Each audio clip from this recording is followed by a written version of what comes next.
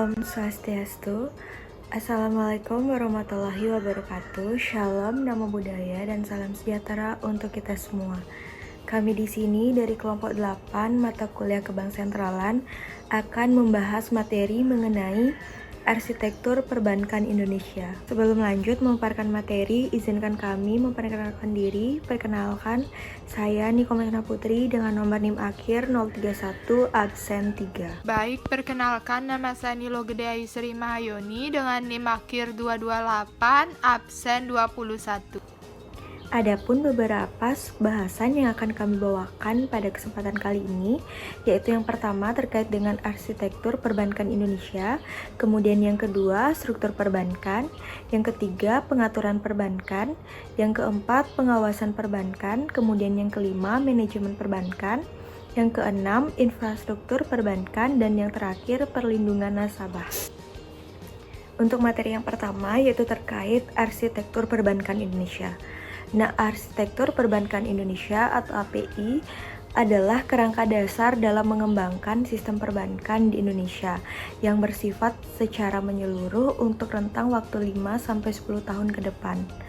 Nah, arsitektur perbankan Indonesia ini diluncurkan oleh Bank Indonesia, tepatnya itu pada tanggal 9 Januari tahun 2004, sebagai salah satu upaya pemerintah dan Bank Indonesia dalam rangka membangun kembali perekonomian Indonesia melalui penerbitan buku putih pemerintah sesuai dengan Inpres nomor 5 tahun 2003. Nah, yang dimana arsitektur perbankan Indonesia ini menjadi salah satu program utama dalam buku putih tersebut.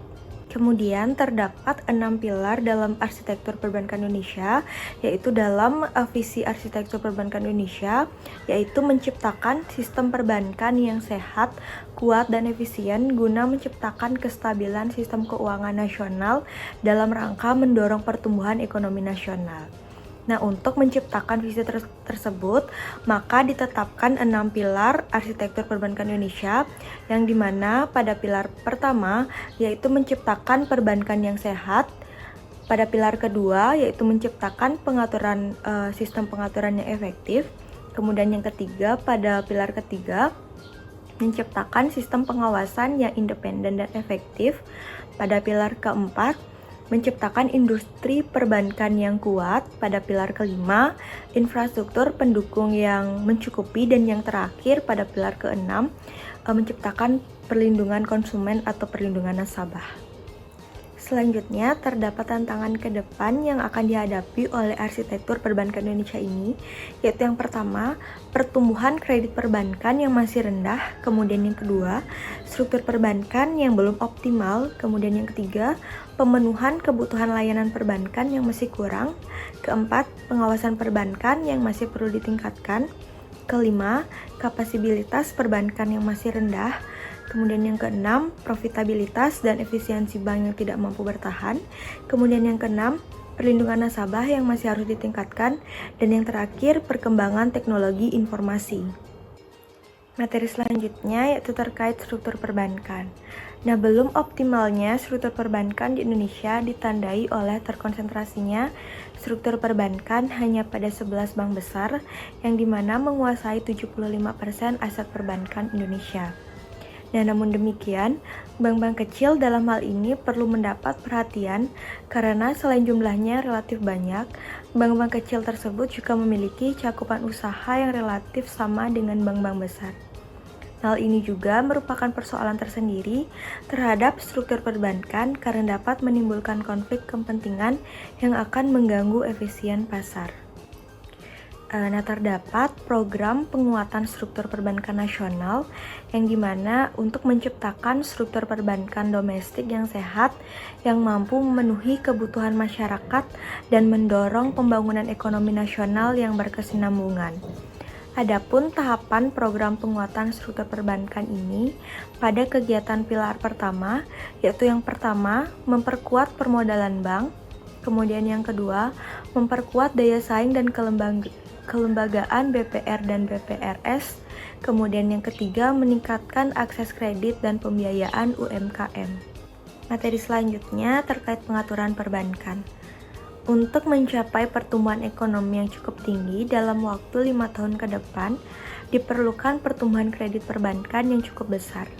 Sementara itu, kemampuan permodalan perbankan Indonesia saat ini menunjukkan bahwa pertumbuhan kredit yang cukup tinggi tersebut sulit dicapai jika perbankan nasional tidak memperbaiki kondisi permodalannya. Selain itu, dalam hal permodalan bank, penyaluran kredit dalam banyak hal juga terhambat oleh keengganan sebagai bank untuk menyalurkan kredit.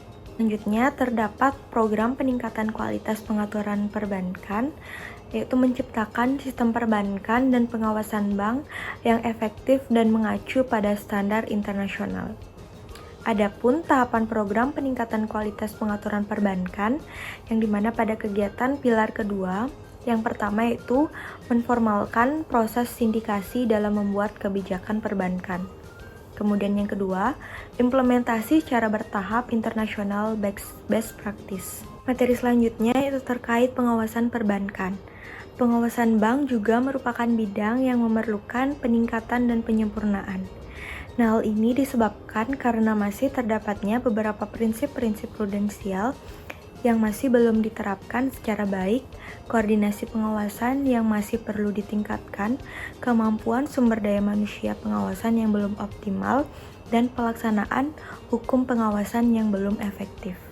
Nah, kemudian terdapat program peningkatan fungsi pengawasan untuk menciptakan industri perbankan yang kuat dan memiliki daya saing yang tinggi, serta memiliki ketahanan dalam menghadapi risiko. Adapun tahapan program peningkatan fungsi pengawasan pada kegiatan pilar ketiga, yaitu yang pertama, meningkatkan koordinasi dengan lembaga pengawas lain. Kemudian yang kedua, melakukan reorganisasi sektor perbankan di Bank Indonesia. Kemudian yang ketiga, menyempurnakan infrastruktur pendukung pengawasan bank. Kemudian yang keempat, menyempurnakan implementasi sistem perbankan berbasis resiko. Dan yang terakhir, meningkatkan efektivitas performance. Baik, terima kasih atas kesempatannya yang telah diberikan kepada saya. Di sini saya akan menjelaskan materi mengenai manajemen perbankan, yang dimana kurangnya pemenuhan kebutuhan masyarakat atas pelayanan perbankan ditandai dengan seringnya terdengar keluhan dari masyarakat mengenai kurangnya akses terhadap kredit dan tingginya suku bunga kredit, serta masih banyak praktek penyediaan jasa keuangan informal.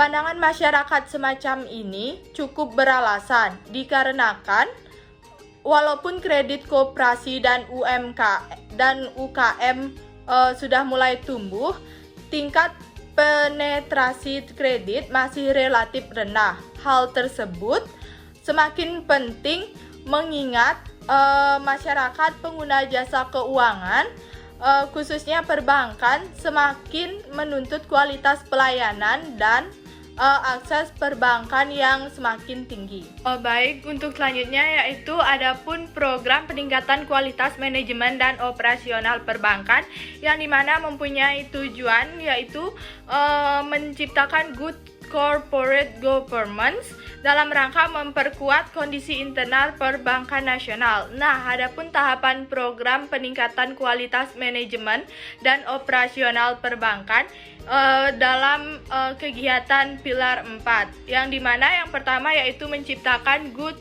corporate governance, yang kedua meningkatkan kualitas manajemen risiko perbankan, dan yang terakhir yang ketiga yaitu meningkatkan kemampuan operasional bank.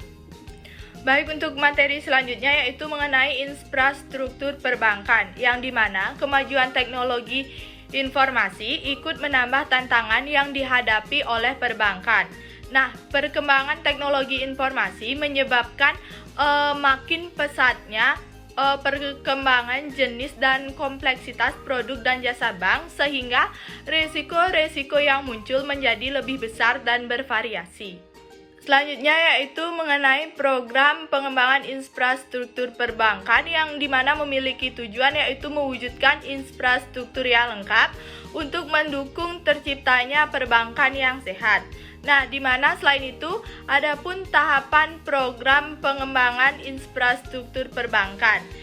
yang terdapat dalam kegiatan pilar kelima, yaitu yang pertama ada mengembangkan kredit Brureau, yang kedua yaitu mendorong pengembangan pasar keuangan syariah, dan yang terakhir yang ketiga yaitu peningkatan peran lembaga fatwa syariah dan lembaga arbitrase syariah sebagai bagian dari upaya peningkatan kepatuhan bank syariah terhadap prinsip-prinsip syariah. Selanjutnya yaitu mengenai materi perlindungan nasabah, yang dimana perlindungan terhadap nasabah merupakan tantangan perbankan yang berpengaruh secara langsung terhadap sebagian besar masyarakat kita. Oleh karena itu, menjadi tantangan yang sangat besar bagi perbankan dan Bank Indonesia serta masyarakat luas untuk secara bersama-sama menciptakan standar-standar yang jelas dalam membentuk mekanisme pengaduan nasabah dan transparansi informasi produk perbankan. Baik, selanjutnya adapun materi mengenai program peningkatan perlindungan nasabah, yang dimana memiliki tujuan yaitu untuk mewujudkan pemberdayaan dan perlindungan konsumen jasa perbankan. Selain itu, adapun tahap program peningkatan perlindungan nasabah yang tertuang dalam kegiatan pilar ke-6, yaitu yang pertama ada menyusun standar mekanisme pengaduan nasabah, yang kedua membentuk lembaga mediasi independen, dan yang terakhir adapun menyusun transparansi informasi produk. Baik, sekian pemaparan materi dari kelompok kami. Apabila ada kesalahan kata, kami mohon maaf, dan kami tutup dengan pramesanti. Om Santi Santi Santi Om. Wassalamualaikum warahmatullahi wabarakatuh. Shalom nama budaya, salam sejahtera untuk kita semua. Sekian dan terima kasih.